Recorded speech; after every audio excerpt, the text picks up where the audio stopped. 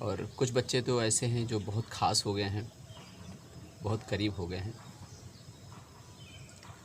समझने भी बहुत लगे हैं। उनके अंदर भी एक मकसद आ गया है, एक उद्देश्य आ गया है कि कुछ अच्छा करना है, कुछ बेहतर करना है। तो बच्चों की अचानक याद आई, उनमें से वो बच्चे जो बहुत समर्पित हैं, कुछ करना चाहते हैं, कुछ उनका मकसद है उनके लिए। एक कविता है मेरी, ना जाने क्यों। जानते हो जब तुम मेरे पास आते हो, जानते हो जब तुम मेरे पास आते हो, अपनी मासूम मुस्कान, अपने संस्कार, अपने कोमल स्पर्श से मेरा हृदय बाग बाग कर जाते हो। तुमसे बातें करके अक्सर भावुक हो उठता हूँ मैं, ना जाने क्यों। तुमसे बातें करके अक्सर भावुक हो उठता हूँ मैं, ना जाने क्यों। तुम भली भांति जानते हो कि तुम्हारी आंखों के रास्ते चला जाता हूँ। तुम भली भांति जानते हो कि तुम्हारी आंखों के रास्ते चला जाता हूँ, सागर की गहराइयों तक।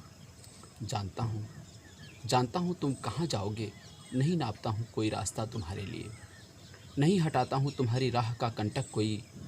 तुम तो उड़ान भरने के लिए हो, तुम तो उड़ान भरने के लिए हो।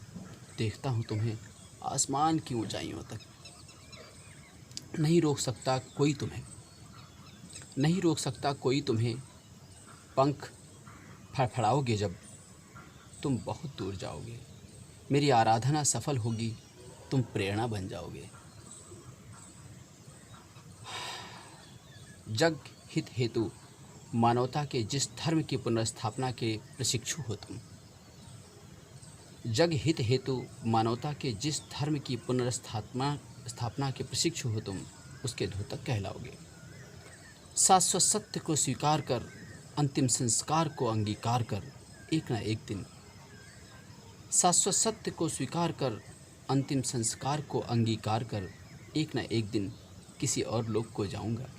कहीं भी रहो लौट कर फिर आऊँगा, कहीं भी रहो लौट कर फिर आऊँगा। तुम पल्लवित कर रहे होगे तब जिन पुष्पों को, उन्हीं के बाग में कहीं मैं भी मुस्कुराऊँगा। एक बार पुनः तुम्हारा स्पर्श पा जाऊँगा, एक बार पुनः तुम्हारा स्पर्श पा जाऊँगा। अपने प्रिय शिष्य को समर्पित एक कविता। जय हिंद। धर्मेंद्र कुमार सिंह, हिलोर मेरे मन की।